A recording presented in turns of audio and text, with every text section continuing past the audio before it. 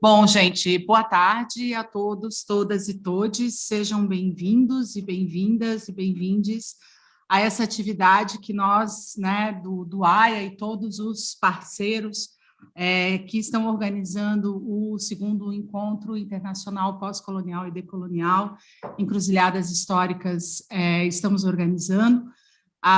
Nós aproveitamos, além de todas as atividades vinculadas ao evento, né, que a gente está trabalhando enlouquecidamente, nós aproveitamos que alguns convidados, né, viriam antes, e aí, por que não fazer atividades conjuntas, dando a possibilidade do pessoal aí da FAED, vinculadas às disciplinas, vinculadas ao curso de História e outros cursos também, e convidados, estou vendo que tem gente que não é da FAED, que está aqui presente, né, então a gente divulgou a conversa hoje com o professor Marcelo Assunção, que gentilmente, né, topou vir antes fazer essa atividade conosco, que nós denominamos Esquenta EPD, né? Então, quer dizer, nós, a gurizada denominou, né, Esquenta EPD, quando viu, né, a professora Luísa, o cartaz já estava elaborado e já estavam divulgando, né, Esquenta EPD, então é um pouco disso também. Então, a gente agradece vocês que estão aqui hoje, nesse momento, agradece ao professor Marcelo.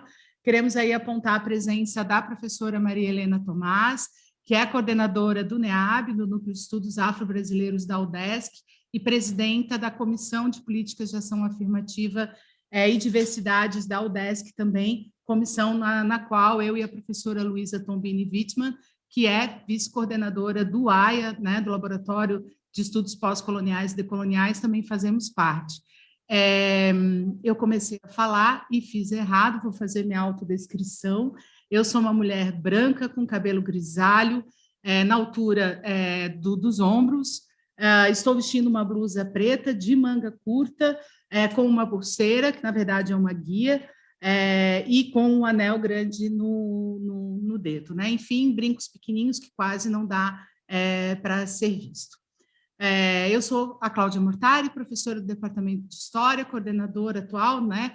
Coordenadora junto com a professora Luísa do AIA também, e nós estamos aí, junto com parceiros e parceiras, organizando esse evento que começa dia 11, né, 11 de novembro, e vai até o dia 14 de novembro. A gente faz o convite para vocês acessarem o site do evento, ele está incrível, ele está grande, porque quando a gente topou o desafio de tirar o evento de dentro da universidade, ativistas, artistas, movimentos sociais e várias outras instituições da cidade encamparam aí o projeto de transformar o evento em algo que efetivamente ocupasse os espaços da cidade e aglutinasse aí um grupo muito maior de pessoas.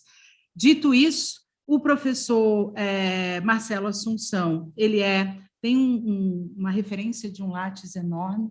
Eu vou dizer só que o professor, que o professor é hoje para nós, e por isso que a gente faz, e está feliz com a presença dela, um dos grandes intelectuais, historiadores negros no tempo presente. Não vou me alongar, professor, não vou lhe apresentar, vou dizer, né, para você se apresentar, nada melhor do que você para falar sobre você mesmo e a própria trajetória, né? Eu acho que tem a ver um pouco disso. Professor é professor da URGS, da Faculdade de Educação, e tem aí uma trajetória de pesquisa e produções teóricas que dialogam com o que a gente tem feito aí no AIA, principalmente um questionamento da colonialidade, do racismo, né, e dessa estrutura aí que abarca também o espaço da universidade, também porque a gente faz parte da sociedade. Então, professor, seja bem-vindo, a aula é sua, né? Então, muito obrigada, agradeço em nome aí de toda a equipe do AIA, dos parceiros, por estar aqui conosco.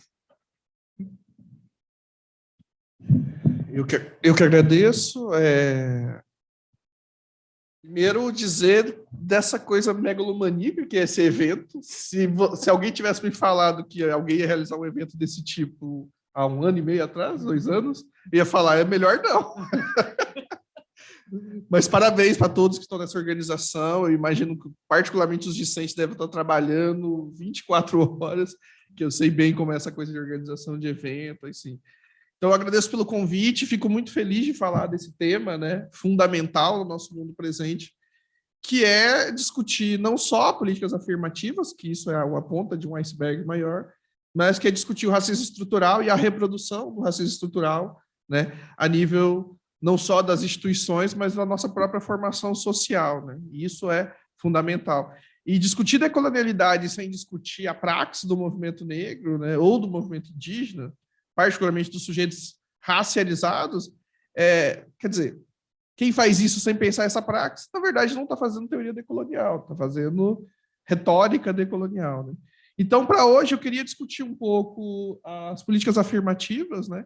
E como as políticas afirmativas nos últimos anos têm, deixa eu colocar mais próximo aqui, têm reconfigurado não só as caras, né, do espaço universitário, apesar de que ainda a nível docente isso é uma luta, enfim, nós lá na URGS, né, eu sou professor de Educação das Relações Étnico-Raciais, né, e a gente, por conta do Ministério Público, o Ministério Público processou a URGS, dizendo que a URGS não estava formando licenciandos que tinham noções de questões étnico-raciais, de história negra.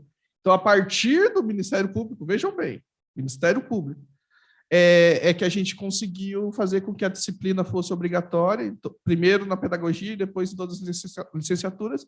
E aí eu e um outro professor negro fomos aproveitados de um outro concurso e a gente agora está dando essa disciplina para todos os cursos, né? E isso é um processo de luta, sim, porque, quer dizer, a gente não fala de políticas afirmativas só para o negro, né? Mas agora eu acho que particularmente é para a questão indígena, né?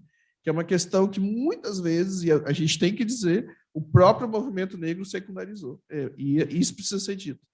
E lá a gente está numa luta muito grande, porque as instituições, bem, o racismo se reproduz não como cogumelos, né? Existem instituições, agentes que fazem com que esse funcionamento continue a reproduzir da forma como está. Isso se reproduz tanto a nível de alguém travando um edital, né, que você possibilite, por exemplo, reserva de vagas, como a gente está acontecendo lá, inclusive, como a nível da própria construção dos planos de curso, né, dos cursos. E quer dizer, eu faço parte de um grupo de pesquisa do CNPq que busca mapear se a educação das relações étnico-raciais tem sido implementada nos cursos de pedagogia, mas eu tenho ampliado isso para todos os cursos de licenciatura. E a gente vê que a maior parte desses planos de curso estão completamente retrógrados, não incorporam a intelectuais negros, intelectuais indígenas, os debates sobre raça, racialização, no mínimo, é do tipo cursos de psicologia que até hoje não falam de Fanon. Só para citar um exemplo assim bem primário e bem abissal, né? Mas é algo comum e corriqueiro, e a gente sabe como essa construção, né, das emendas, dos planos de curso, dos professores que assumem essas cátedras, ela está imbuída desse processo, né? E o racismo e as políticas afirmativas, elas não são implementadas, e a política por uma educação das relações étnico-raciais da forma como a gente quer, porque a gente sabe que existem entraves diretos na universidade, e esse entrave tem nome, a gente precisa nomear. É a supremacia branca, essa supremacia branca que a Lélia Gonzalez usaria termos mais amenos, que ela chamaria de racismo por denegação, né?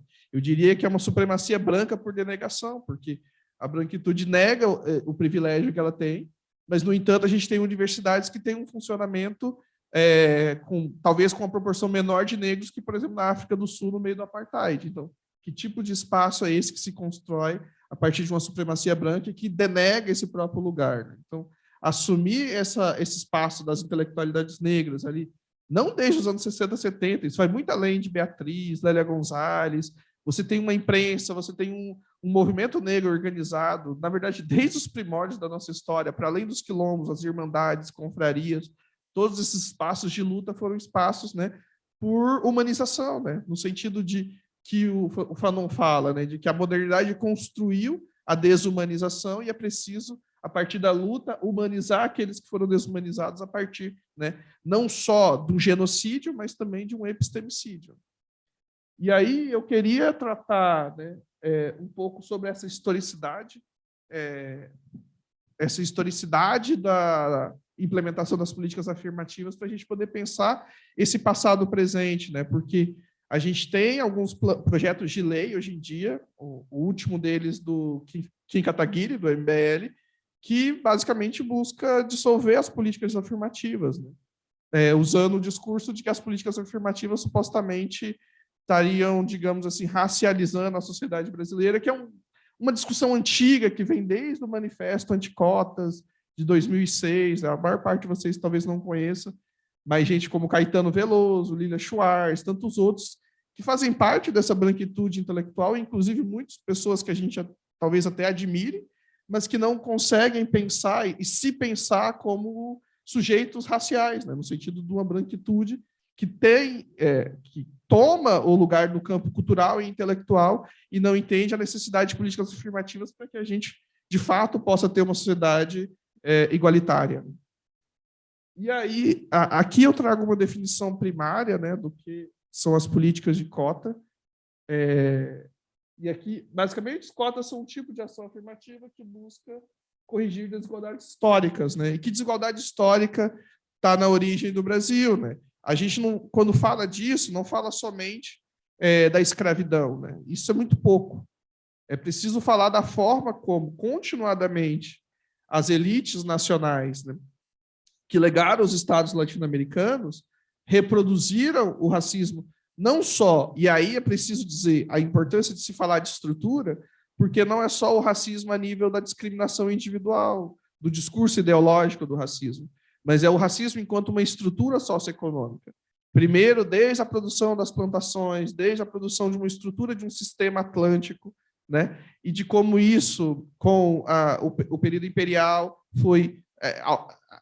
cresceu exponencialmente, né? E depois como no pós-abolição isso transmutou sobre outras formas de racialização, né? E particularmente de enquadramento da população, né, recém-liberta ou liberta em uma situação de precariedade estrutural, né? Precariedade estrutural é um conceito que um grande historiador da escravidão, o Sidney Charroube, né, usa para poder entender as experiências da liberdade dos negros livres ainda durante a escravização, né? Porque no século XIX a maior parte da população negra era livre, não era escrava, né?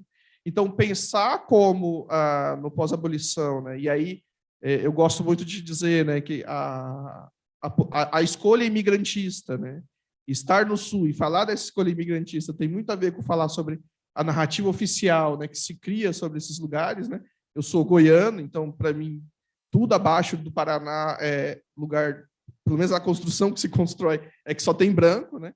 E, evidentemente, que isso é uma mentira, né? Claro que não é verdade, mas é assim que se constrói, né? Tanto que eu falei que ia para o Sul, as pessoas, não, cuidado com os nazistas, que talvez não seja mentira, mas, mas de fato, não tem só pessoas brancas, né?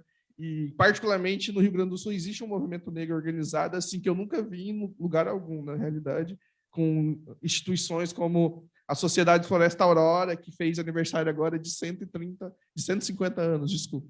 150 anos da maior sociedade negra, né? E jornais como O Exemplo, Alvorada, enfim, jornais, alguns deles duraram mais de 60 anos. Então, você tem um histórico de resistência do movimento negro em relação a essa a narrativa oficial, né? Ou seja, as decisões políticas dessa elite, o imigrantismo, né? As teorias racialistas, né? Estou falando do racialismo como as doutrinas mesmo, não existe uma diferença entre racialismo e racismo. O racismo é, digamos assim, essa estrutura, o racialismo é a doutrina que existiu durante um tempo. Existe racismo sem necessariamente haver racialismo. Mas depois eu posso falar um pouco melhor se alguém quiser sobre isso. Mas o conjunto dessas políticas, a formação de uma política urbana, né, de expulsão dos negros da periferia, eu conheço mais no caso do Rio de Janeiro, as reformas Pereira Passos, que vocês devem conhecer, não sei se todo mundo é aquela história, ou mesmo lá para quem conhece Porto Alegre, né, a Cidade Baixa, como ela foi construída a partir da expulsão dos negros ali, e imagino que aqui deve ter algo parecido, como existe em todas as cidades desse país, né? Então, as ações afirmativas, né, elas têm um histórico ali desde a Índia, né, começando pela questão das castas, depois houve todo um projeto nos Estados Unidos com o processo de luta pelos direitos civis, principalmente a partir do governo Kennedy, né, mas depois institucionalizado com o governo Lyndon Johnson, e naquela conjuntura eles conseguiram, né, fazer com que de uma porcentagem de 2 a 4% de negros em menos de 15 anos subisse para 30, 35% de pessoas negras participando do espaço universitário a partir das políticas afirmativas. Então, é a partir desse modelo que, mais ou menos, a gente vai pensar as nossas próprias políticas afirmativas, mas, evidentemente, que para além, porque a gente tem esse costume no Brasil de tentar, às vezes, né, dizer que nosso movimento é atrasado em relação ao movimento estadunidense, o que é uma mentira, na realidade, porque, historicamente, você tinha projetos, né, desse tipo, de pensar políticas compensatórias, e existem pesquisas que têm mostrado isso, principalmente da historiografia da educação, dessas lutas, né, pelo direito à cidadania, nesse sentido. Por exemplo, o projeto do Abdias Nascimento, de 1973, você tem um projeto da Benedita Silva. Eu não vou ler aqui esses negócios, se alguém quiser, depois eu posso compartilhar, para que a gente possa debater mais, mas eram projetos que eram muito mais progressistas do que a política de cota que vai ser institucionalizada em 2012. Né?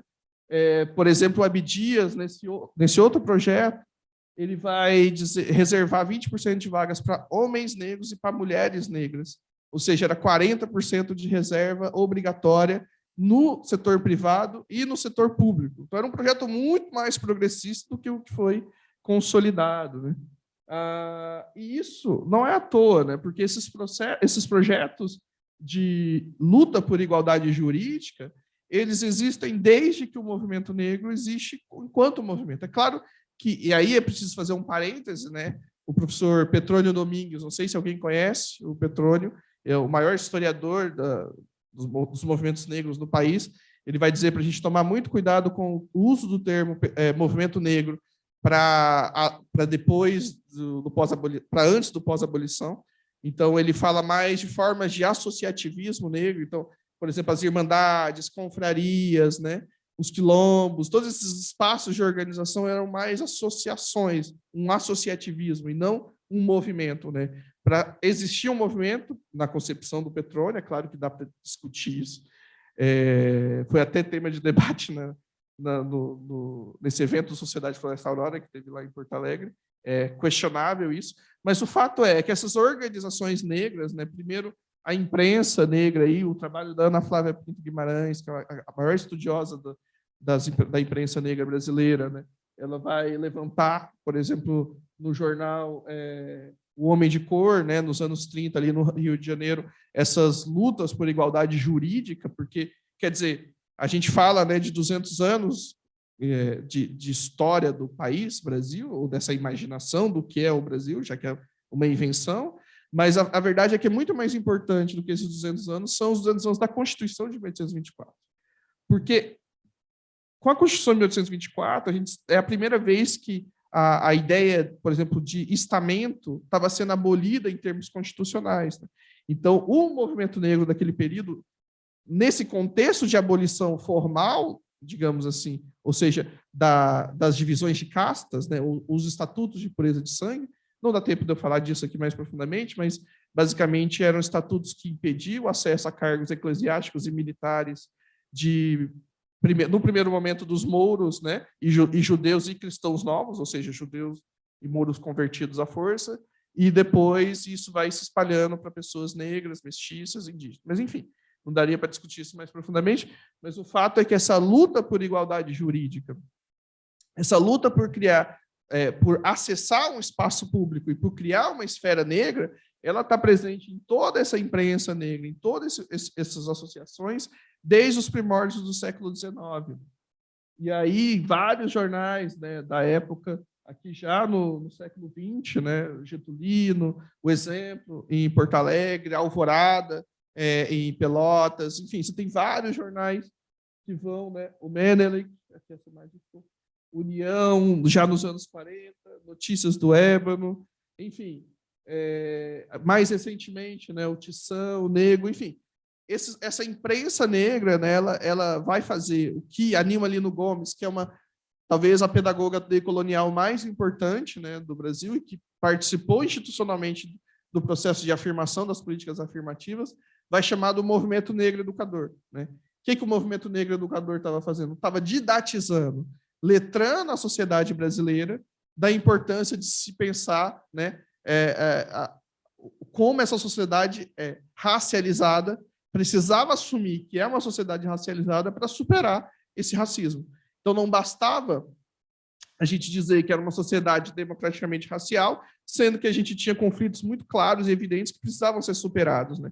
E nessa luta do movimento negro organizado, entre as várias questões que se levantava, né, era uma luta secular por um espaço público, né, pela ideia de público, né? Então, por exemplo, tem um pesquisador chamado Jucimar Cerqueira, baiano, que ele vai estudar os grupos escolares que lutavam por ensino noturno, né? Então, por quê? Porque, quer dizer, as pessoas negras, como estavam numa condição de precariedade estrutural, geralmente só conseguiam estudar à noite. E não existiam cursos noturnos. Então, a luta por uma escola noturna, a luta por gratuidade, a luta por universalidade, que são conceitos que vão ser só incorporados de forma mais ostensiva com a Constituição Federal de 1988, já estavam em embrião nessas lutas negras, né? E pensando ali em termos das políticas afirmativas, você já tinha gente discutindo essas questões, né? No âmbito particularmente tem um historiador chamado Amailton Magno de Azevedo, que ele fala que os negros na diáspora, e ele baseia isso no Paul Gilroy para dizer isso. Paul Gilroy, não sei se vocês conhecem, é um historiador negro inglês, né, que vai falar que o negro formulou o que ele chama de contraculturas da modernidade em todo o Atlântico, né? Ou seja, de que o antirracismo é uma forma de resistir a essa modernidade que racializou a sociedade contemporânea, né? Então, os negros, ao longo de toda a afrodiáspora, produziram formas de resistência que foram muito mais legitimadas no âmbito do que ele chama de uma história sônica, já falando com a Amailton Magno de Azevedo, ou seja, transmitida através da música, transmitida através das artes, né? E aí a gente sabe que a música, o samba, do samba ao rap, né, a gente encontra essa descrição de uma sociedade racializada, né? Se a gente pega o Zequete, por exemplo, que está aqui na esquerda, com um samba como Acender as Velas, né? Que é um samba que fala de alguém que morreu na periferia e que, basicamente, a ambulância não consegue subir, né? E faz o samba sobre isso, e se a gente pega, quer dizer, tudo do Racionais, né? Mas Holocausto Urbano, enfim, basicamente quase tudo que eles produziram é sobre isso, de como esse genocídio, né, como esse genocídio produz uma sociedade racializada que precisa ser superada a partir, né, de políticas, né? Então, de uma certa maneira, essa linhagem do pensamento, e hoje em dia eu acho que o Islã representa isso ainda mais decisivamente, né? Esse Islã da Guilhermina é do Rio de Janeiro, salvo me engano, e esse é um Islã lá de Porto Alegre, né, dos Poetas Vivos. E o Islã hoje para a juventude representa o que o samba ainda representa, na realidade, não deixou de representar, ou o que o rap representou e representa ainda em outra época, né? Essas formas de história sônica foram, digamos assim, decisivas para criar um convencimento na sociedade brasileira de que não vivemos uma democracia racial, é preciso, a partir disso, criar políticas afirmativas que possam reverter esse quadro de racialização. Nada mais foi mais importante do que, digamos assim, essas histórias sônicas, né? Então, quer dizer, se a gente pensar, eu, por exemplo, que me formei, né, nos anos 90 para os anos 2000, no ensino fundamental e médio, e nunca tive nada sobre a Lei 10.639. Quantas pessoas aqui, né, passaram seu ensino, principalmente quem estudou em escola pública, né, como eu, e de periferia, passaram toda a sua formação sem aprender sobre questões étnico-raciais, história negra, etc., sendo que existe uma lei que obriga, né, que é a 10.639. Tudo isso tem a ver com esse racismo estrutural e com o lugar da branquitude, né, em reafirmar o seu espaço de poder. Porque falar da branquitude não é falar de um discurso ideológico de autoafirmação, por exemplo, do tipo supremacia branca, necessariamente, mas falar desse lugar racial não marcado, mas que te dá lugares e posições de privilégio de poder. Né? E isso basta fazer o teste do pescoço e ver os quadros docentes de todas as universidades, e aí não só do Sul, mas do país inteiro. Eu me formei na Universidade Federal de Goiás e não tinha professores negros. E, pior ainda, nem tinha professores que tinham noção de história da África ou de história negra, enfim, tudo isso eu aprendi sozinho, né? Não sozinho, mas com os movimentos sociais, enfim, como é a forma como geralmente os negros aprendem. Né? Então, o racismo estrutural significa coisas bem objetivas, né? Ou o racismo entendido dessa forma como estrutura. São dados que eu acho bem interessantes para quem, sei lá, precisa convencer alguém das questões tão óbvias, que é o dado do IBGE de domicílios. É uma fonte de pesquisa bastante interessante, assim como o Atlas da Violência, mas o IBGE de domicílios, eu acho que ele trata mais profundamente dessas questões. Por exemplo, ocupação de cargos gerenciais ali, né? 68% por brancos, 29% por negros, ou mesmo num dado como de educação, onde se você pega a população branca, analfabeta, urbana, ela tem dados parecidos com Finlândia, e se você pega a população negra do espaço rural, ela tem dados parecidos com a Índia, por exemplo, de analfabetismo. Então, são dados bem interessantes para a gente entender essa dinâmica do racismo estrutural, ou a morte, né, da juventude negra, muito claro, no dado 3 vezes mais do que pessoas brancas, ou mesmo, acho que aí não vai mostrar no caso de mulheres negras, mas também essa diferença exponencial entre mulheres negras e brancas no âmbito do homicídio, aprisionamento, encarceramento em massa. Então, todo esse processo, né, nos diz sobre uma estrutura, né, e não sobre práticas individuais, né? Então, eu sempre digo para meus alunos, né, nas primeiras aulas de educação das relações étnico-raciais, que é preciso deslocar, né, de fato, o racismo dessa visão que o Silvio Almeida nos ensina, né, como patologia, né? O racismo é parte normal dessa estrutura, ele não é patológico, né? O racismo pode existir mesmo que você esteja numa sala onde todos se digam antirracistas, né? Mas se todos dessa sala forem pessoas brancas, certamente você está tendo um problema aí. Então, é preciso reconhecer esse lugar de privilégio, é preciso reconhecer que a discussão racial não é só uma questão de negros, né? E nem só uma questão de negros e brancos, para começar. Então, é preciso entender todas essas dinâmicas, desde a questão da migração, da imigração, desde das dinâmicas raciais com a questão indígena e as especificidades de cada uma dessas questões. É preciso entender a questão da especificidade de ser negro em cada lugar, cada região do país, né? Uma coisa é ser negro na Bahia, outra coisa no norte, outra coisa no centro-oeste. Enfim, essas especificidades são fundamentais para a gente poder entender a forma como o racismo estrutural vai funcionar, né, em cada dinâmica social.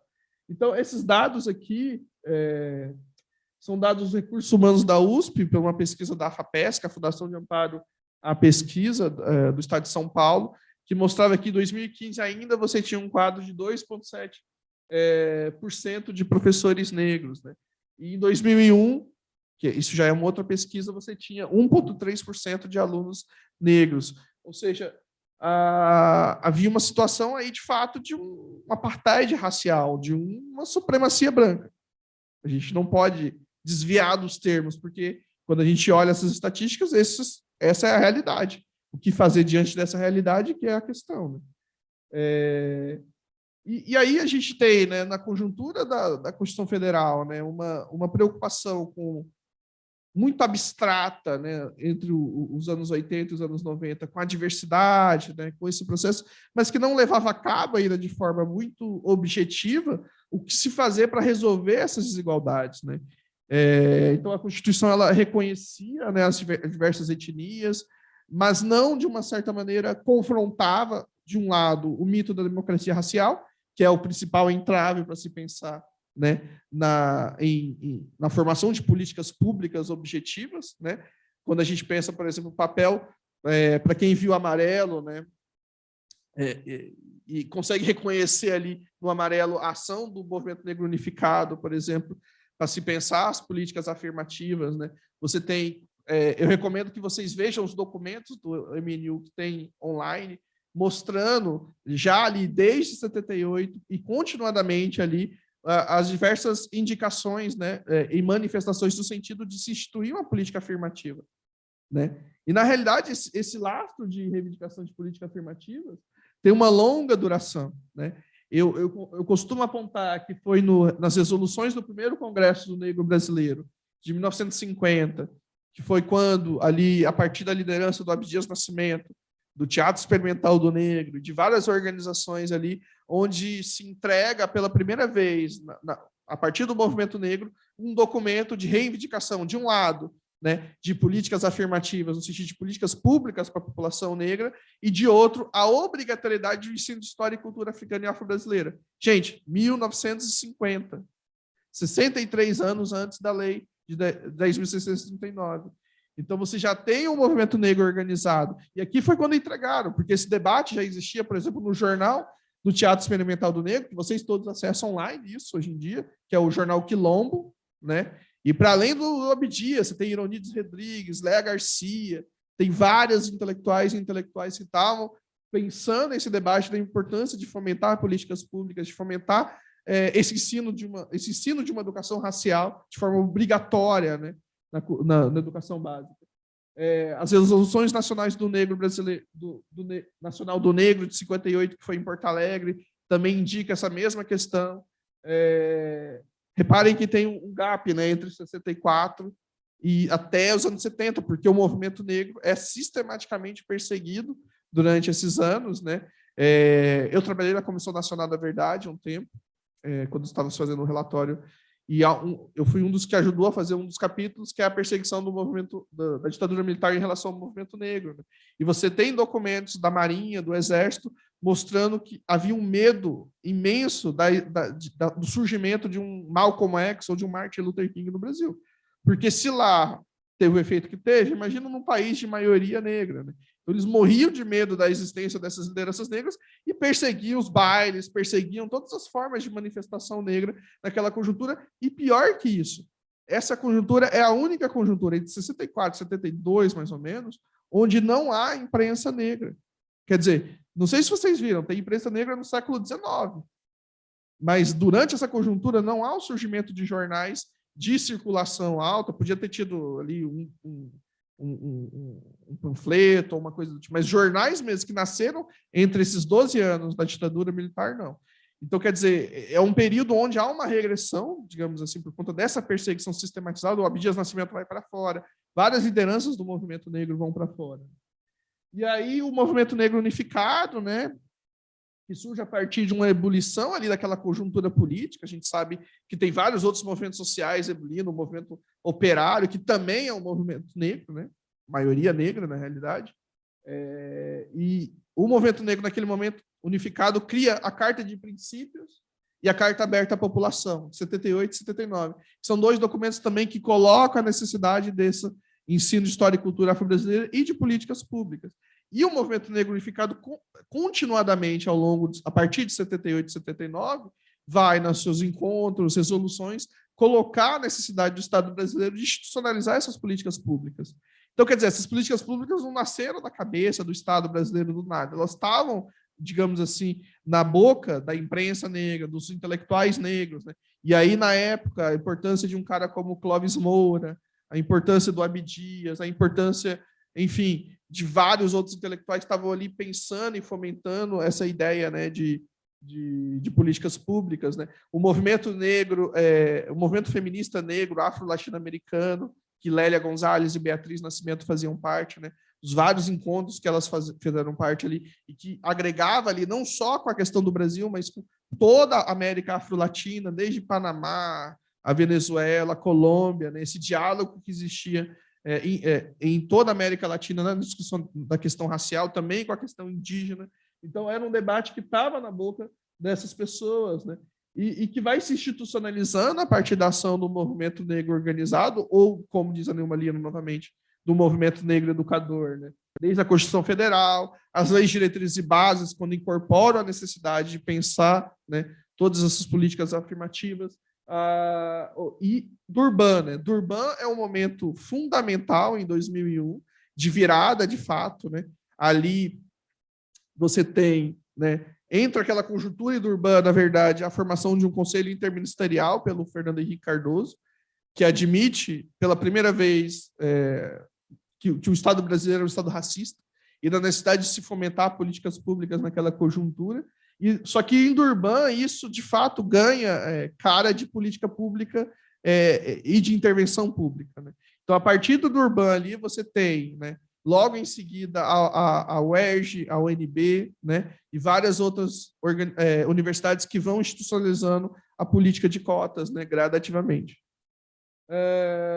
Aqui um trecho do porquê que estava fazendo a Marcha Zumbi. Não sei se vocês conhecem esse momento histórico, 1995. Também é um momento porque o movimento negro entrega para o Fernando Henrique Cardoso uma série de demandas. É a partir dessas demandas, eu não vou ler, porque, enfim, melhor deixar para discussão, mas a Executiva Nacional vai reivindicar exatamente políticas afirmativas na forma como elas vão ser solidificadas anos à frente, né? Vale muito a pena. Esses documentos estão todos online, para vocês verem.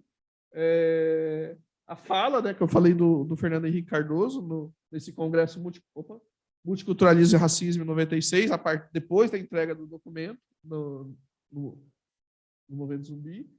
O Plano Nacional de Direitos Humanos 1, de 96, que também vai demandar essa ideia de políticas afirmativas, né? Mas tudo muito meio moroso, né? Como vocês podem ver, tudo meio lento, né? Como é parte da operacionalização do racismo estrutural. A formação desse grupo interministerial, que vai também discutir essa noção do racismo, a necessidade de intervenção a partir disso, e a declaração, né? E na declaração, não só no Brasil, né, se começa a se fomentar políticas afirmativas, mas você tem em toda a América Latina a preocupação em se pensar políticas afirmativas tanto para os negros como para os indígenas, né? Então, o Uruguai começa também a pensar ali, você tem a Colômbia também. A Colômbia tem uma lei parecida com a nossa 10.639, poucas pessoas sabem disso, né? Então, essa história do movimento afro-colombiano é muito interessante para pensar a nossa própria história. Às vezes a gente se pensa muito isolado, né? E eu acho engraçado que o movimento negro nos anos 60, 70 não se pensava isolado, né? Você tinha todas essas lideranças em aliança transnacional na América Latina, participando de congressos desde África até América Latina, América Central, Caribe, né? E eu acho que hoje, às vezes, a gente faz as coisas meio isolado, mesmo que tenha muito mais possibilidade de diálogo, né, através da internet. Mas, enfim, essa é uma outra questão. O Plano Nacional de Direitos Humanos 2 também, que vai consolidar, ali no pós-Durban, essas políticas afirmativas, né? E aí se começa, de fato, né, a consolidação desse processo de institucionalização e afirmação das universidades, a formação de secretarias especiais, né, a CEPIR, né? E a maior parte das universidades começa a consolidar entre 2007 e 2008, né? E eu lembro bem dessa época, que era a época que eu estava entrando, esse debate estava em alta, era um debate fundamental ali, e eu acho que isso é o que é mais fundamental, né? Entender como, naquela época, a resistência às políticas afirmativas contavam com argumentos tão esdrúxulos como a ideia de que continua até hoje, né? De que políticas afirmativas racializariam a sociedade brasileira. Esse era um dos argumentos centrais, né, desses intelectuais, por exemplo, que assinaram o Manifesto Anticotas, e de vários outros, dizendo que, bem, supostamente nós vivemos num país, se não desracializado, mas não racializado do tipo Estados Unidos, Jim Crow, então a gente não precisa criar políticas afirmativas que vão dividir a sociedade entre negros e brancos. Ou seja, um argumento absurdo que ignora uma sociedade já totalmente fraturada racialmente, não só pela escravidão, mas por essas opções políticas que continuadamente nos levaram a esse lugar de supremacia racial. Então, de uma certa maneira, né, aqui a lei, né, que foi aprovada em 2012, a lei 12.701, né,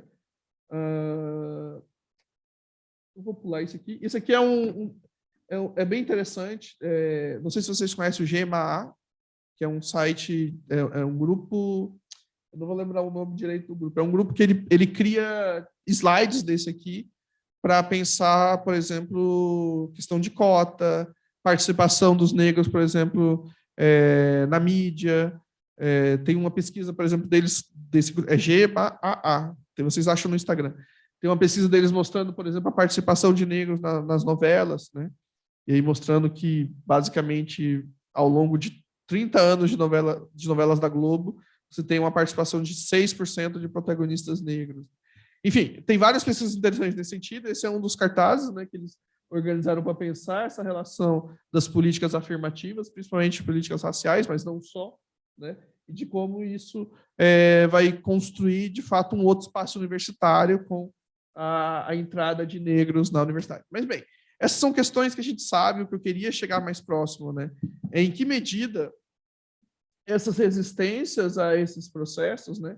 E isso não se dá somente a nível de projetos anti-cotas, né? Projetos anti-ações afirmativas, mas também na construção, por exemplo, da Base Nacional Curricular, a última, né, a terceira versão de 2018, esse tecnicismo dessa última versão que exclui e expurga muito dos conteúdos étnicos, né, que estavam ali, que estão fundamentados, na verdade, que são obrigatórios, mas que não estão ali presentes como deveriam estar, e de como isso, essa noção tecnicista, ela por si reproduz o racismo a nível estrutural. Né?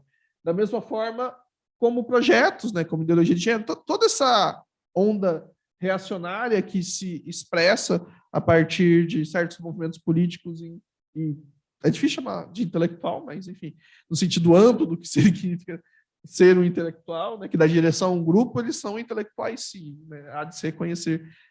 E alguma coisa eles conseguiram.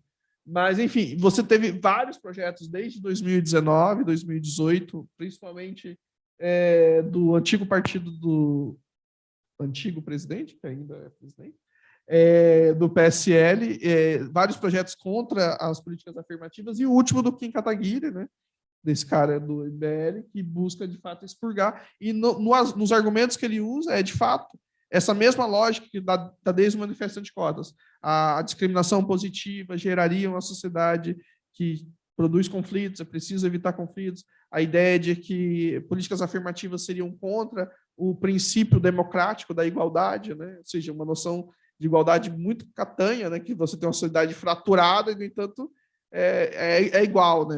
Quer dizer, que tipo de igualdade é essa que se produz? Né? E mais do que isso, eu digo que esses projetos eles buscam retornar ao que eu chamo de o antigo código disciplinar. O que eu estou falando com código disciplinar? As formas de transmissão do conhecimento, as formas de transmissão das epistemes, como é circulado não só na educação superior, mas no ensino básico, elas são fundadas, né, desde da independência por uma noção eurocêntrica e brancocêntrica. Esse molde dessa narrativa eurocêntrica e brancocêntrica, né, dessa narrativa única, como a Shimano gosta de usar, essa retomada desse código é que esses caras almejam, porque se você cria uma narrativa, né, quando você vê, por exemplo, quando essa extrema-direita fala sobre ser patriota, eles estão falando sobre idolatrar um tipo de história e um tipo de agente da história que é esse sujeito privilegiado, né, esse estadista, essa pessoa que vem de uma classe abastada, branca, né? Essa história, essa nação que eles estão defendendo, não estão falando de uma nação no sentido da diversidade popular, etc., mas sim esse tipo de perspectiva patriótica, né, que eles defendem. E isso tem muito a ver, né? E isso repercute em vários níveis. Por exemplo, essa pesquisa, esse trecho vem de uma pesquisa do Augusto dos Salles, não sei se vocês conhecem. Augusto Salles é talvez o maior pesquisador sobre o resultado das políticas afirmativas. Né? Ele fez o doutorado dele sobre as políticas afirmativas na UNB, e depois ele foi estudando várias outras. Esse artiguinho de onde eu tirei esse trecho é um artigo que ele faz um mapeamento ali na UFAL, onde ele vai mostrando o desempenho dos estudantes cotistas e não cotistas desde a implementação da política de cotas. Né? E aí uma das questões que ele levanta é exatamente como o discurso de que as políticas afirmativas gerariam uma sociedade racializada e violenta é um discurso que vem muito mais dos brancos resistindo à retirada desse lugar de privilégio, e daí, como vocês sabem, pichação de que negros são macacos, todo esse discurso violento que circulou e circula ainda na universidade. Então, a violência ela já existia e ela continua a se reproduzir. Né? Então, ele vai dizer, e ele é muito paciente no artigo, né? Considerando, ele vai tentar validar a ideia do argumento do Manifesto Anticotas. Né? E ele vai mostrando o contrário, a partir das pesquisas empíricas que ele foi realizando em todas as universidades. Né? Ele fez um questionário e chegou nas universidades perguntando se houve conflitos raciais, né? De negros em relação aos brancos. E aí ele não encontrou. Né? Ele encontrou um caso que é da própria pessoa signatária do Manifesto Anticotas, falando que ela foi violentada pelos alunos negros, né? Sem ter provas, que é a Ivone Meg, você deve saber. E aí a única pessoa que teve... Então ele vai mostrando a hipocrisia desses argumentos, né, que são anticotas, e mais do que isso, né? Então aqui são alguns deles, né? Seria antidemocrática por ferir o princípio constitucional, produziria violência racial e conflitos entre brancos e negros, e esse último, que é a cereja do bolo, né? Que é impossível distinguir negros e brancos por sermos, aspas, todos os mestiços, sendo problema no Brasil de classe e não de raça, né? São argumentos que vão da direita à esquerda, na realidade, e que estavam presentes e estão presentes como formas de, digamos assim, confrontar a política de cotas. E é engraçado, porque no próprio projeto do Kim Kataguiri, ele não vai contra a política social, né? E ele usa um argumento muito próximo de que algumas pessoas da esquerda usam, inclusive, né? De que não é necessário políticas raciais, porque as políticas sociais já resolvem um problema, né? Enfim. E tudo isso, né? E aí o Augusto Salles, nessa pesquisa do desempenho acadêmico, ele vai mostrando exatamente que, na média dos cotistas e não cotistas, é muito parecida. Então, não há um desnivelamento entre cotistas e não cotistas, e esse pânico moral que se construiu ali desde a afirmação das políticas afirmativas era falacioso, né? Ele servia exatamente, né? É um artigo bem interessante, no final depois mostro para vocês, de 2020, se não me engano. Então, esse argumento falacioso ele tem muito mais a ver, né, com a proteção do lugar de privilégio da branquitude do que propriamente com a ideia de que a universidade seria precarizada, até porque esse discurso da precarização é um discurso também da cota social, não só da cota racial. Então, esse pânico moral, né, a Lia Weiner, né, que é uma pesquisadora da branquitude, e eu acho que é professora da UFSC, se não me engano, ela vai dizer em um artigo que esse medo, esse pânico das políticas afirmativas gerarem uma precarização da universidade é o que hoje é o discurso que se usa para a questão indígena, tá? Diga-se de passagem, é o mesmo discurso, e muitas vezes com aval de certas pessoas que não deveriam estar ali, mas enfim. Esse discurso do pânico é o discurso do medo branco, né, de uma onda negra. O que é o medo branco de uma onda negra? É o medo que se tinha desde o pós-independência dos negros se apossarem dos lugares que eram supostamente lugares da branquitude. Então, essa é uma expressão, na verdade, de um livro de uma pesquisadora importante, né, que vai mostrando como o Haiti, né, é uma espécie de arquetípico, né, para a elite branca usar como justificativa para criar formas de precarização da sociedade negra, ou seja, se os negros ficarem livres, não forem contingenciados pela polícia, né? E aí, se a gente pensar, por exemplo, na lei da vadiagem, tudo que vai emergir a partir disso, de como enquadrar os negros nesse lugar de precariedade estrutural é fundamental para se reproduzir essa sociedade da supremacia branca, para se reproduzir a sociedade onde esses lugares de ocupação, né, da universidade são lugares brancos. E aí, para além dessa questão, o que eu acho fundamental da gente pensar, né, já que a gente está no momento, não é porque a gente ganhou eleitoralmente a nível da presidência que esses projetos não vão seguir, porque o Congresso está extremamente conservador e provavelmente esse novo governo que vai emergir agora vai fazer uma série de concessões e talvez a gente até entre na conta dessas concessões.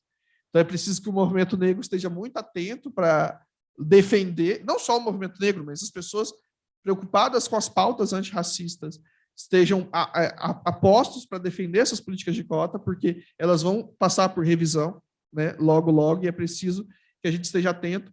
E isso é fundamental não só, como mostrou a pesquisa do Augusto Salles, né, para a gente ter uma universidade plural, diversa, né, mas para a gente ter uma universidade que produza um conhecimento que seja um conhecimento avançado, né, um conhecimento que seja transmitido não somente a partir de uma parcela da população e que transmita essa narrativa dessa parcela da população, né? Mas que seja um conhecimento. O Gershon Maniwá, que é um pensador, né, indígena fundamental, ele vai dizer que a gente precisa, de fato, implementar nas universidades o que a Constituição Federal instituiu, ou seja, as pluriepistemologias, né? É preciso que a gente tenha, de fato, uma universidade que advogue pela pluriepistemologia, por essa diversidade imensa que a gente convive na sociedade brasileira, né? E para isso a gente precisa, de um lado, defender as políticas afirmativas, e a gente não pode ser inocente de achar que elas não vão ser confrontadas nesse tempo, seja durante esses próximos 4 ou nos próximos 8, porque a extrema-direita não vai sair de cena, não se iludam com isso. Mas também para a gente defender a ampliação delas, seja a nível da pós-graduação, e eu não estou falando só do acesso dos discentes ao mestrado e doutorado, mas o acesso privilegiado às bolsas do mestrado e doutorado, o acesso dos indígenas a essas bolsas, o acesso dos indígenas aos quadros docentes, né?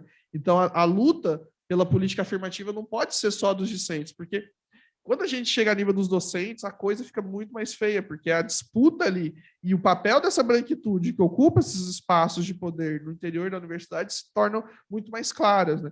Eu citei um caso aqui nosso, da URGS, lá, da nossa luta pelas políticas afirmativas no ensino superior para indígena, mas isso está em todas as universidades, né? Então, a gente precisa, de fato, mostrar que esse espaço universitário, após 20 e poucos anos de políticas de cota, é um espaço que não vai regredir diante, né, desses projetos que buscam retomar esse código disciplinar de uma visão de mundo eurocêntrica, brancocêntrica. A gente precisa afirmar essas conquistas, essas pluriepistemologias, que foram, como eu tentei demonstrar, projeto de movimentos sociais, e particularmente do movimento negro, há mais de 200 anos, né?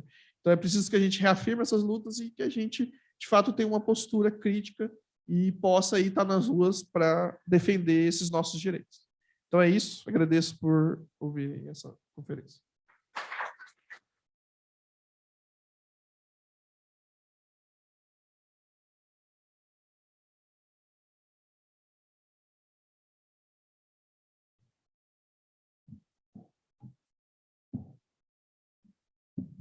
Enfim, a gente agradece ao professor, né, pela aula, pela explanação. Geralmente, conferência não tem pergunta, mas a gente pode abrir para pergunta, né, prof?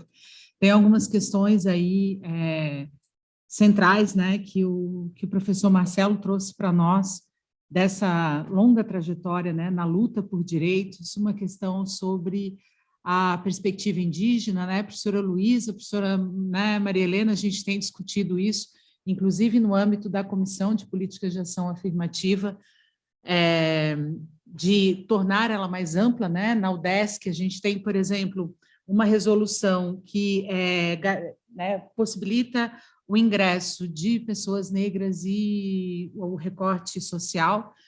Então, nós estamos agora, no âmbito da comissão, num trabalho de ampliar isso, né? As populações de direito, né, a serem embarcadas pela resolução, não só na graduação, mas na pós-graduação, no concurso para técnicos e docentes, né? Então, a gente sabe, aí estamos na escrita da política, na alteração da resolução, e sabemos que, a nível das esferas institucionais, por onde vai ter que passar isso, a briga vai ser gigante, né? Mas, enfim, ela faz, né, parte aí do caminhar. Emblemático dos quadros de todas as coisas, né, que foram apresentadas, aquele último quadro entre os cotistas e os não cotistas, o índice de conclusão de curso. Enquanto alunos cotistas é 0,60, o de não cotistas é 2,10, o que traz aí a importância que não basta garantir o ingresso, mas também a permanência, né? E a própria especificidade dos grupos e dos públicos, né, atingidos por isso. Enfim, gente, está aberto para perguntas. Quem tem perguntas, seria interessante fazer no microfone para poder ficar gravado, a gente está gravando, e está aí aberta para vocês, né, se colocarem.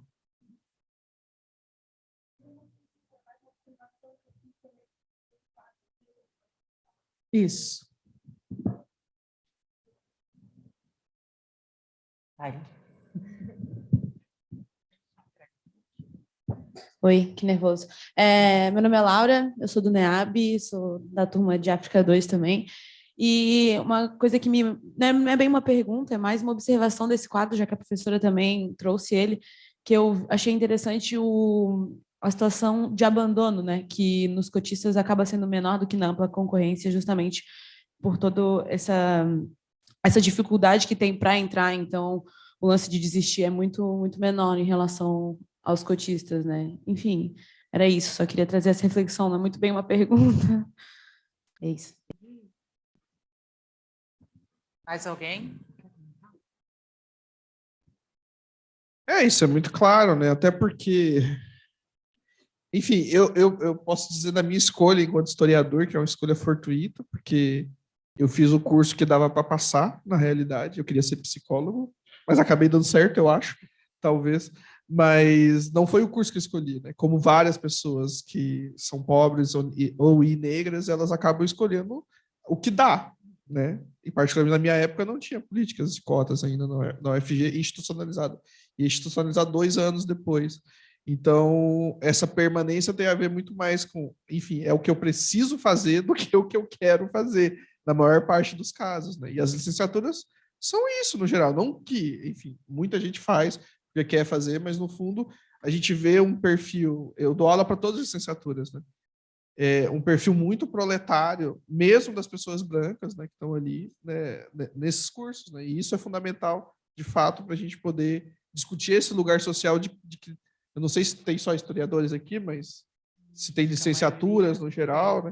Mas esse lugar da licenciatura é esse lugar da classe operária, gente. Quem acha que está fazendo licenciatura e é burguesa é porque está com algum problema, né? Porque, né? Não é um lugar. Mas, enfim, não sei se alguém tem mais alguma pergunta. Vai.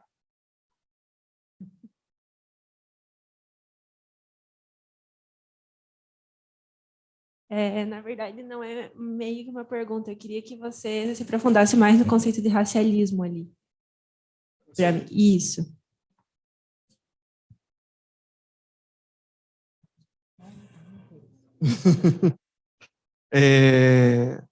É que, quando eu estava falando de racialismo, é que tem uma diferença entre o racismo, na forma como eu entendo, e a tradição, principalmente, não só a partir de Franz Fanon, mas particularmente a partir dele, entende o racismo como essa estrutura que se construiu desde a modernidade, que criou um sistema mundo racializado, ou seja, um sistema começando pelas plantações, a forma como as plantações geram uma acumulação, e essa acumulação gera os centros, né, de poder e as periferias.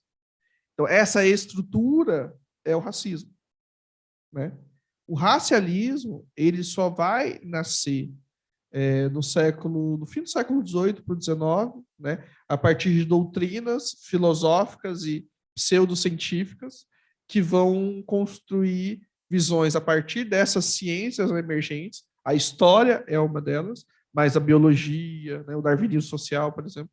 Enfim, todas essas ciências formatadas no século XVIII para o XIX, elas vão ser responsáveis por criar essas doutrinas raciais, né? Então, não existe, apesar de existir a estrutura do racismo, não existia de forma solidificada doutrinas raciais que partissem de uma visão laica. Entenda, até o século XVIII, a justificação do racismo é religiosa. Era uma diferença daqueles que não têm a fé cristã, né? Por exemplo, os mouros, os judeus, né, no processo de reconquista da Península Ibérica, foram enquadrados nos estatutos de pureza de sangue. Por quê? Bem, porque eles detinham um sangue que um dia que teve uma fé diferente da cristã, entende? Enquanto a partir do século XVIII essas doutrinas vão laicizando a justificativa do racismo, e essa laicização da justificativa está na origem das doutrinas racialistas. Não sei se... Mais alguém?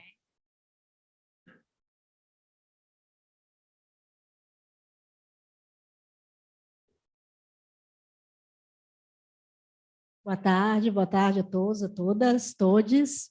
Começamos com chave de ouro, né? Nosso pré-evento. Com muita alegria que a gente está recebendo o professor Marcelo aqui hoje, com essa fala muito contundente, né? São dados aí que são reveladores, né? E básicos para cada cidadão e cidadã desse país e que não podem ser falseados, né? Por mais que se tente, né, fazer isso. Queria só abrir um diálogo um pouco maior sobre a questão epistemológica, né? Porque a gente fala bastante do acesso, da permanência, E eu me lembrei, quando estava falando, da entrada do Magno Adjala, que é nosso primeiro estudante indígena, né, no mestrado aqui no PPGH, está conosco ali no AIA, e eu me lembro muito bem da entrevista com ele, né? É quando a gente perguntou o que ele esperava, né, dessa experiência na UDESC, na universidade, né, como mestrando. E ele falou das suas expectativas e no final falou, e vai ser muito bom também para a universidade. Então, acho que isso é muito importante, né? Não é um acesso, uma permanência de indivíduos para acessarem esse espaço que nunca foi aberto para essas pessoas, mas o que esse espaço pode se transformar na produção do conhecimento, na construção de um conhecimento como a gente tem dito, por pessoas plurais, coletivo, situado, e a presença dele e a reflexão acadêmica que ele vem fazendo incomoda, por um lado, muitos, e aprofunda muito uma reflexão histórica, né? No caso dele, ele está fazendo um trabalho sobre as retomadas, ele é do Mato Grosso do Sul, né? Guarani e Andeva, a partir das memórias dos anciãos e das lideranças da comunidade. Ou seja, é uma pesquisa histórica que só ele poderia fazer, como membro da comunidade. Uma pessoa branca não teria acesso a esse conhecimento e também não conseguiria analisar, se tivesse acesso a esse conhecimento, não poderia analisar da maneira com a qual ele está fazendo, enquanto indígena, parte dessa comunidade, né?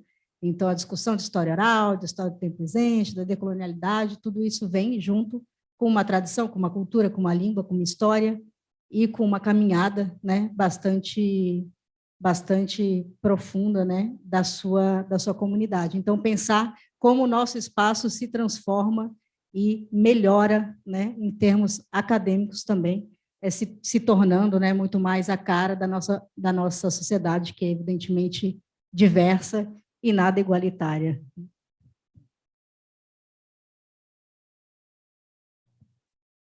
Daí eu fico pensando, particularmente nos últimos anos, esse protagonismo dos intelectuais indígenas, né? Ayrton Krenak, o Gershon Baniwá, que eu citei aqui, a Josileia, você tem vários intelectuais indígenas que têm tomado a frente e relido essa narrativa nacional, né? Eles sempre leram criticamente, mas agora a gente está tendo acesso a isso, na realidade, e aprendendo com eles. E essa reconfiguração dessas narrativas é muito rica, para que a gente tenha uma visão, de fato, complexa sobre nós mesmos, e até que a gente possa, né? O Gershon Baniwá, nessa fala sobre docência no ensino superior, ele fala, né, que as pessoas precisam aprender do ponto de vista indígena que esse massacre contínuo ele não deixou de existir em nenhum momento. O Ailton fala disso, o Gerson, todos eles falam de como esse genocídio, e o movimento negro também fala, e eu acho que se expressa muito bem por meio da arte, né? Quando a gente pensa, por exemplo, no Jardes Bell, que morreu recentemente, não sei se vocês conhecem esse artista, um artista fenomenal, que ele mostrava na arte dele esse genocídio em curso contra a população originária. E se a gente pega uma artista como a Rosana Paulino, ela também vai mostrar esse mesmo genocídio, né? Então, ou seja, o genocídio contra a população racializada não é algo do passado, né? Ele é algo do presente, porque ele tem a ver não só com o genocídio físico, mas também com os epistemicídios, né? E a universidade precisa ser um veículo de transformação dessa narrativa, né? E eu acho que nós, hoje em dia, temos capacidade de fazer isso, não só as pessoas negras, indígenas e não brancos, mas as pessoas brancas também, né? Acho que esse lugar das pessoas brancas discutirem esse debate é fundamental. E aí eu acho que o debate mais essencial para a gente fazer, para além dessas questões, é o debate sobre branquitude. Branquitude precisa ser estudada na universidade, precisa ser estudada nos cursos de história, né? E eu acho que isso vai transformar as nossas epistemologias. Mais alguém? Maria Helena? É impossível não comentar, né? Então, gente, boa tarde. Eu acho que eu só vou complementar a fala da professora Luísa, porque a professora trouxe essa questão da produção da intelectualidade, justamente também na universidade, e aí tu trouxe a questão do currículo muito forte, né? Pensando na BNCC, aqui em Santa Catarina, Nós temos a proposta curricular de Santa Catarina, que foi um avanço muito grande, enquanto diversidade como elemento fundante, porque trouxe todas as questões da diversidade e junto muito forte a questão da educação quilombola, da educação das relações étnico-raciais, da educação indígena.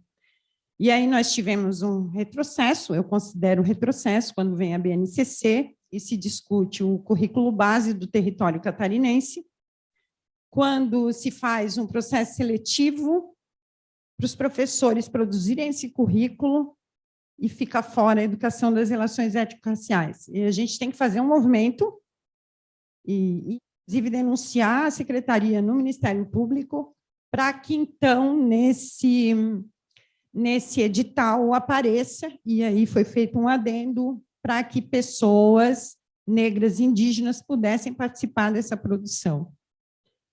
Eu participei dessa produção em off, porque eu sempre estou metida, né? E aí a gente teve muita dificuldade para conseguir, principalmente no ensino médio, levar essas questões para dentro do currículo base. Por um outro lado, eu fico pensando, enquanto universidade, que já está aí, como a professora Cláudia falou, com o ingresso de pessoas negras, estamos lutando também para as demais pessoas de direito, quando esses discentes entram nos cursos e se deparam com um currículo eurocentrado e não se encontram nessa produção de intelectualidade, e isso também é um fator que expulsa os nossos alunos, né? Nós tivemos aí vários embates em vários cursos da universidade por conta disso. Tivemos também alguns na pós-graduação, né? Que eu tive que aí chegar no professor e para a gente poder pensar algumas questões. Então, eu penso também que, além dessa permanência, a questão da bolsa, a questão do ingresso, a gente tem também que pensar nesse currículo que está eurocentrado, que está bancocêntrico, e aí, para a gente poder pensar na produção da intelectualidade indígena, intelectualidade negra, que ainda não chega. Nós estávamos agora ali na biblioteca de referência, no laboratório, tentando, enfim, né, adquirindo, a gente adquire livros, e aí eu fui procurar, nós estamos com uma oficina para tratar quem é a sua referência nas leituras que você faz, e, gente, na questão indígena, todos os livros que foram adquiridos não tinha um indígena. A maioria dos intelectuais eram pessoas brancas que pesquisam sobre a temática. Então, assim, são coisas que eu estou trazendo para a gente poder pensar, né? Como que a gente pode avançar nisso? Como que a gente pode...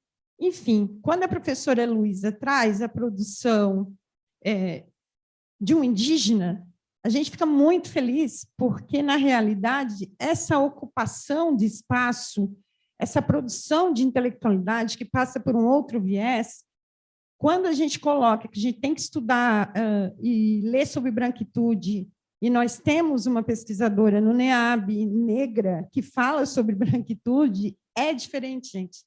Então, é isso que eu quero trazer, essa problematização também para a gente poder pensar não só no ingresso, não só no ingresso, não só nessas reafirmações, que é importante, a gente está lutando por isso, né, na comissão, para conseguir fazer com que a UDESC seja menos elitista, mas a gente também tem que pensar nesses espaços ocupados, que passam também pelos professores, né, concurso público, mas que também passam por esse conhecimento intelectual que as pessoas indígenas, que as pessoas negras também têm.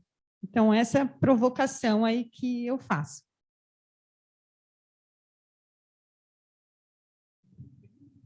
Eu acho que é essencial nesse caso a reconfiguração dos planos de curso, né? E da gente poder pensar.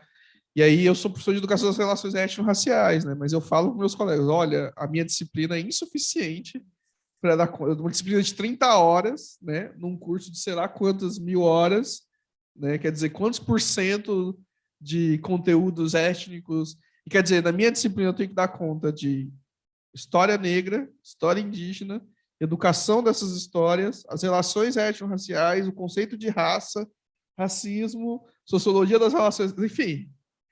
Eu falo que é o saco... história da África também, vai lá. Também. Porque, quer dizer, eu não dou aula só para humanas, inclusive, eu dou aula para ensino de matemática. E os alunos de ensino de matemática querem muito aprender essas coisas. Os alunos de química querem muito aprender essas coisas. Os alunos de biologia, em particular, todos eles querem aprender essas coisas, sabe? Então, eu acho que uma coisa que vocês deveriam fazer, e eu não sei se acontece ainda, é tentar institucionalizar, eu não sei, aqui é obrigatório, História da África, ou Desde 1996, no curso de História, a gente já teve História da África 1 e História da África 2 como optativa, e agora as duas são obrigatórias. ERER é obrigatória na pedagogia. Tem alguém da pedagogia aí, gente? ERER é obrigatória da pedagogia, né? E tem ERER como disciplina optativa na história, que a gente sempre oferece também, né? Quase todo semestre, sim, semestre não, a gente oferece. E história indígena no curso de história. Isso é, história indígena obrigatória também no curso de história. Isso é fundamental, né? E ter esse diálogo com as licenciaturas também tentar fazer turma. Eu não sei se isso é possível na realidade, mas eu vejo que é muito rico você juntar vários alunos das licenciaturas para discutir essas questões, né? A gente tem, no fim da nossa disciplina, os alunos apresentam uma sequência didática que tenha os conteúdos étnicos que eles aprenderam, né? E você vê uma pessoa da matemática dialogando com a da biologia, da história, é fundamental isso, porque no fundo é isso que vai acontecer no cotidiano da sala de aula, é fundamental para você implementar uma educação das relações étnico-raciais na escola, é preciso que o cara que está lá ensinando ensino das ciências dialogue com o historiador, sabe? Porque um ou outro pode estar complementando isso. A questão racial, ela está presente em todos, possivelmente em todos os temas, desde a matemática, a ensino de ciências, a história, a biologia, né? Então, eu acho que a gente precisa ter essa visão ampla, né? E que a gente lute para que, de fato, a universidade incorpore esses conteúdos que são essenciais não só para nós da Humanas, né? Talvez é mais fácil a gente puxar o debate, na realidade, para que outros cursos também se conscientizem e pensem esse processo. E é um processo difícil. Eu sou resultado do processo, porque eu fui convocado a partir da luta do NEABI, que estava até falando com ela, do Alan, de todo mundo que está ali na URGS, lutando há anos para que isso seja institucionalizado ali. E é uma luta de, sei lá, 30, 40, 50 anos que eles estão pensando isso, mas que a gente precisa seguir em frente para ter uma universidade de fato diversa e democrática, né? E no caso dos historiadores, para que a gente possa pensar essa história, né, de um ponto de vista verdadeiramente decolonial.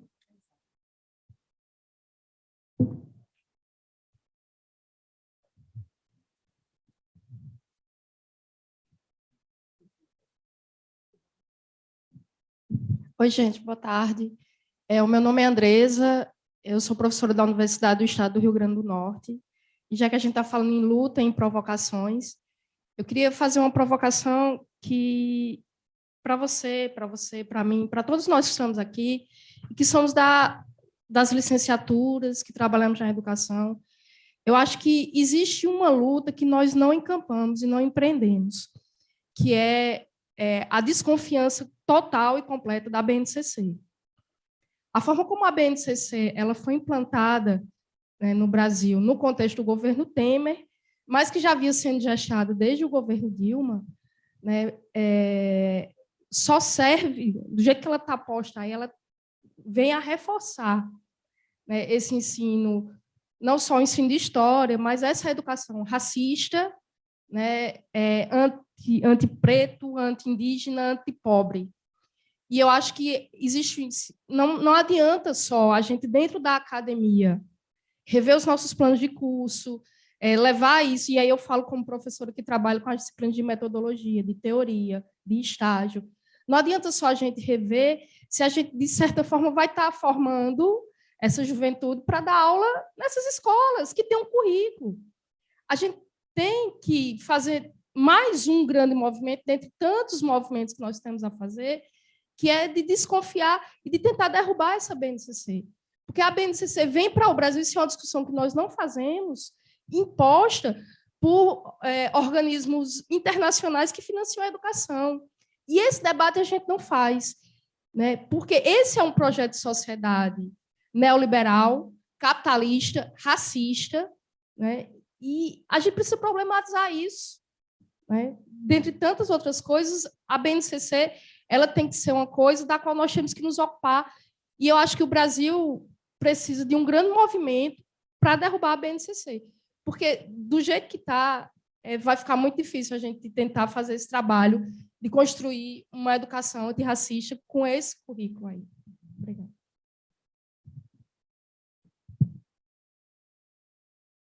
Eu concordo. É só que eu acho que a gente ficou tão paralisado com os últimos eventos que nos circundaram aí, principalmente nos últimos meses, mas nos últimos anos, que eu acho que a gente acabou se focando em outras coisas. Mas essa é uma pauta essencial. Qual que é o seu nome? Desculpa. Andressa, é uma pauta que a gente precisa, como professores, né, educadores, a gente sabe, e mais do que só isso, né, quando a gente olha, eu dou aula para filosofia também, né, e esses cursos que estão desaparecendo no âmbito do ensino, porque história ainda tem um lugar, mas os filósofos e os sociólogos, esses caras estão desaparecendo, eles estão vendo a existência deles enquanto o lugar deles de trabalho desaparecer aos poucos, né?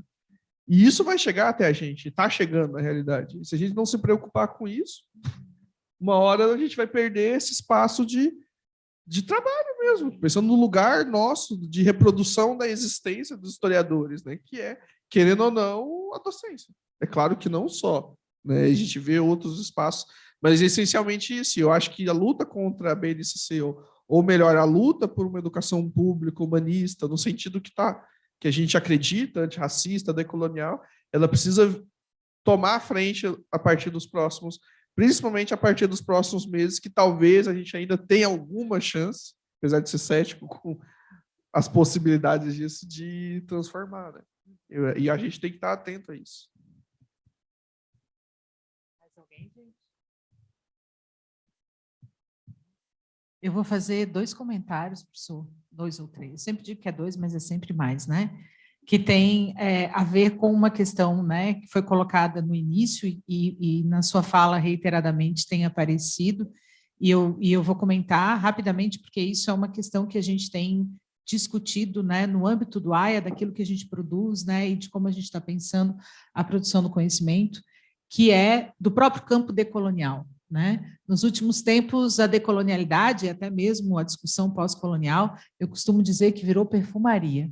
Em sua grande maioria, né, é uma incorporação aí de intelectuais, né, de pensadores brancos que vem dizendo na atualidade o que pesquisadores negros e do próprio movimento, né, intelectuais indígenas têm dito, e, portanto, nessa chave é preciso reafirmar aí um pensamento decolonial negro ou afrodiaspórico, pensamento decolonial indígena, né, e não desvinculado efetivamente da prática. Já tivemos que ouvir, no âmbito, né, de colegas de trabalho, que a gente deve ser republicano em algumas decisões e nas abordagens das disciplinas, e que é o ápice aí da branquitude que se coloca, né, e de pessoas que não refletem a partir aí do seu lugar. Nos parece, e a professora Luísa deve enfrentar isso, né, nas disciplinas, na disciplina de história indígena, na disciplina de história da África isso aparece muito, também quando a gente faz as discussões, e até na disciplina de pós-graduação, né, profa, né, pensamentos e narrativas pós-coloniais e decoloniais, como, de uma certa forma, a universidade ainda, do ponto de vista de epistemologia, da produção epistemológica, produção de conhecimento, do diálogo com os intelectuais, encara a presença de referências bibliográficas de intelectuais negros, africanos e indígenas enquanto especificidade, e não enquanto estrutural das outras disciplinas também. Então, por exemplo, no campo da história do Brasil, quais são os intelectuais negros ou intelectuais indígenas que a gente lê para entender a história do Brasil? Não tem, né? Então, para a gente refletir um pouquinho sobre isso. Mas eu acho que tem algo que tem acontecido nos últimos anos que tem reconfigurado ou pelo menos que está uma pressão, né, vamos dizer assim, que é o campo do pós-abolição. Para quem não conhece, o campo do pós-abolição são estudiosos que buscam entender essa experiência da liberdade negra, né? São historiadores que vieram geralmente formados por uma certa historiografia da escravidão, né? Mas que foram avançando temporalmente nessa história e foram pensando essas experiências da liberdade, né? E esse grupo do pós-abolição, que começa ainda com maioria de pesquisadores brancos, na conjuntura dos anos 2000, começa por conta da formação de pós-graduação de pessoas negras, a entrada de docentes negros, a ser protagonizada por agentes negros, né? Então, a partir desse grupo se forma uma rede que chama Rede de Historiadores Negros, não sei se vocês conhecem, tem Instagram, vale a pena acompanhar. Hoje em dia eles têm uma coluna na Enxeledeza, com o Estudo da Mulher Negra, chamado Nossas Histórias, e tem uma coluna na UOL, Nossa História Conta, uma coisa assim. Enfim, há uma ocupação desses historiadores negros nos últimos tempos, né? Vai ter um super congresso agora no Rio de Janeiro, na realidade, eu vou participar lá também. E tem se mostrado, né? O professor Álvaro, Petrônio Domingues, Ana Flávia Guimarães, então a Fernanda, que vai estar aqui também. Você tem vários historiadores negros que têm protagonizado esse debate, e isso tem sido mudado à força, evidentemente. Mas é claro que aí tem disciplinas que essas coisas ficam muito estanques ainda. Eu fui professor de teoria da história, né? E essa é uma disciplina que, por excelência, principalmente, e não só a teoria da história, todas as disciplinas teóricas e que versam sobre epistemologias, né? Todas as licenciaturas têm, a pedagogia tem teorias da pedagogia, todos os cursos têm disciplinas que versam sobre essa história dessa tradição, vamos dizer assim, seja tradição pedagógica, geográfica, historiográfica, e essa tradição ela é imbuída de branquitude, né? Tem um autor, ele já faleceu, chamado Charles S. Mills, né? Que ele fala que o cânone foi construído, né? Ele fala do cânone filosófico, mas serve para a gente também, sobre uma epistemologia da ignorância branca. O que é a epistemologia da ignorância branca? É uma epistemologia que constrói suas bases na negação de que esse conhecimento é corporificado, ou seja, né, aquele penso, logo existe cartesiano, a separação do corpo e do pensamento, mas na realidade é um pensamento localizado, que esconde o seu lugar de enunciação, né? Esse lugar de enunciação vindo de uma perspectiva eurocêntrica e brancocêntrica. Então eu vejo que, na realidade, a mudança do campo não vai vir de uma concessão benevolente das pessoas brancas, mas de uma pressão que já está sendo exercida em todas as universidades e espaços. E eu vejo isso pelos meus próprios alunos que entram, alunos com, às vezes, 17, 18 anos, que já têm uma noção racial muito mais avançada do que a minha geração, anos à frente, anos à frente. E isso tem a ver com esses ganhos, né, dos movimentos sociais, mas particularmente do movimento negro. Mas, no fundo, a gente ainda vai sofrer muita resistência dessa branquitude que não se pensa. Não é reconstruir todo o currículo em volta só de questões étnico-raciais, porque também não é essa a questão. Mas, minimamente, você problematizar esse lugar, né, consolidado não só do brancocentrismo, mas do eurocentrismo também, né? Quer dizer, historiadores indianos, a divisão na história da divisão quadripartite, história antiga, medieval, moderna. Que divisão é essa, gente? Por que a gente se baseia nessa... Por que até hoje a gente continua usando uma divisão colonial, né? Então, essas divisões implícitas, naturalizadas nos cursos, em todos os cursos, e que a gente acaba usando e reproduzindo, fundamentam uma epistemologia da ignorância branca, né? Ou seja, de um conhecimento que é localizado, mas que tem seu lugar apagado. Então, esse lugar de enunciação, né, que foi construído em um determinado momento e muitas vezes as pessoas nem sabem que lugar é esse, né? Simplesmente reproduzem o cânone, a tradição, como algo natural, né? Sendo que não tem nada de natural. Tudo isso é construído, né? E é preciso que, principalmente vocês, graduandos, confrontem isso. Não significa xingar o professor nem nada, mas mostrar que existem outros caminhos, né? Você tem... por exemplo, pensando no pensamento afrodiaspórico no âmbito de epistemologias aí, que fornecem um aparato para a teoria da história, como Eduard Glissant, você tem o próprio Fanon, você tem a Sylvia Wynter, e aqui eu faço uma propagandinha, a gente está fazendo um curso pelo NEABI, da URGS, através das redes dos historiadores negros. É só vocês colocarem historiadores negros que vocês vão achar. E esse curso chama Estrutura do Racismo Brasileiro, vão ser 14 módulos, 30 horas de curso, que a gente vai tratar dessa história, né, ao longo do tempo. Primeiro a gente vai tratar da dimensão teórica e depois dessa história desde o século XV até a atualidade, né? Então, e aí você vai ter a presença de vários professores negros. Então, assim, o que eu quero dizer, a gente já está ocupando isso, não precisa de uma concessão benevolente, porque as políticas afirmativas já garantiram que a gente ocupasse mais ou menos esses espaços. Mais alguém?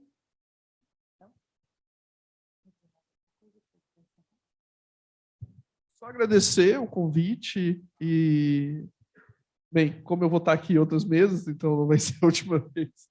Então, espero vê-los de novo no sábado.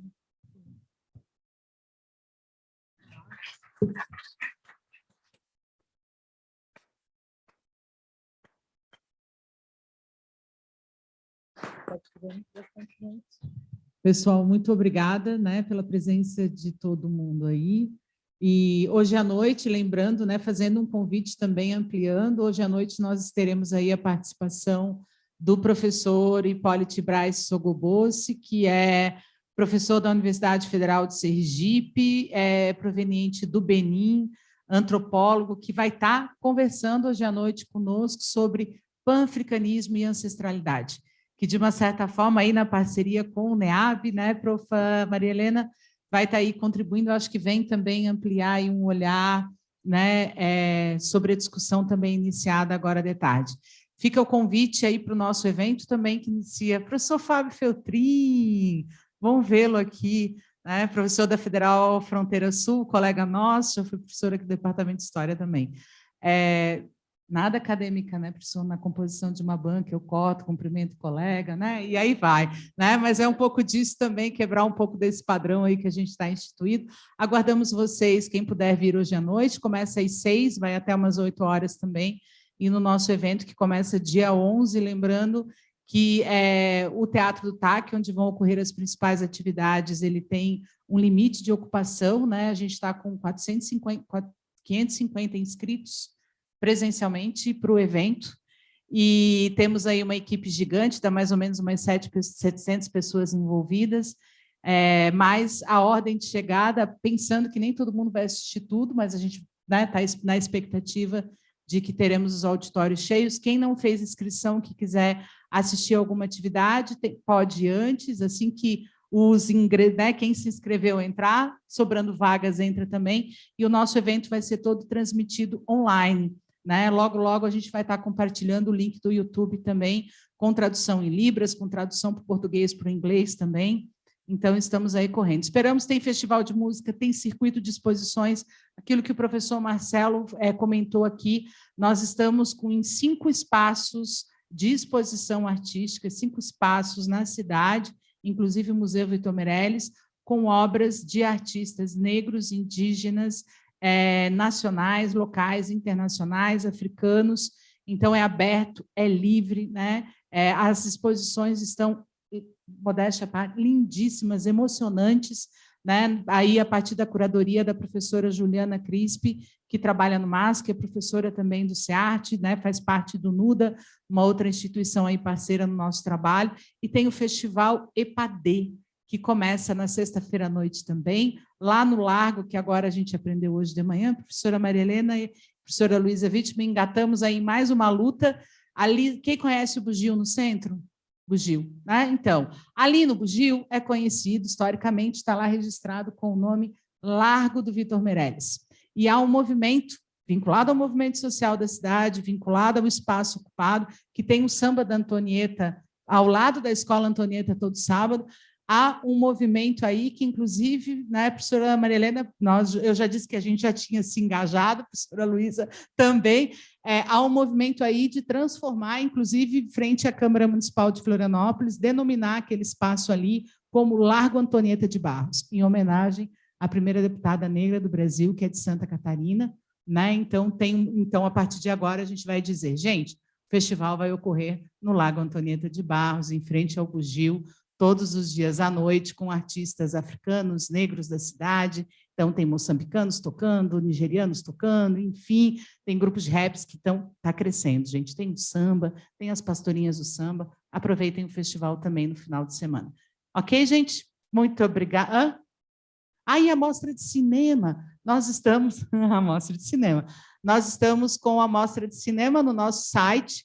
Tem mais de 40 filmes produzidos por indígenas, por diretores africanos e diretores negros, cinema produzido por indígenas, negros e africanos, disponíveis, acesso gratuito pelo site do evento também. Começou segunda-feira e vai até o dia 14, quando encerra o nosso evento. Então, é só entrar lá no site também, tem a descrição, né? Tem uma curadoria também em torno dos filmes, um mais sensacional que o outro, que é essa questão, né? Tem essa produção. Então, como é que a gente, né, organiza isso e publiciza, contribui aí para publicizar o material. Vários desses filmes são produzidos também por pessoas que vão estar no nosso evento, diretores e diretoras negras e indígenas, e negros, né, e indígenas também. Ok, gente? Muito obrigada, fiquem bem e seguimos. Valeu!